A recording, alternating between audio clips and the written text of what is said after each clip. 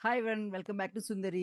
మొన్న మనం Mangalagiri dress materials full stock వచ్చిందని వీడియో చేశాం కదండీ! అందులో కొంతమంది అడిగారు, చాలామంది సింగిల్ టాప్స్ కావాలని అడిగినోళ్ళున్నారు. షిబోరీస్ అడిగారు, వర్క్ వచ్చినయి అడిగారు.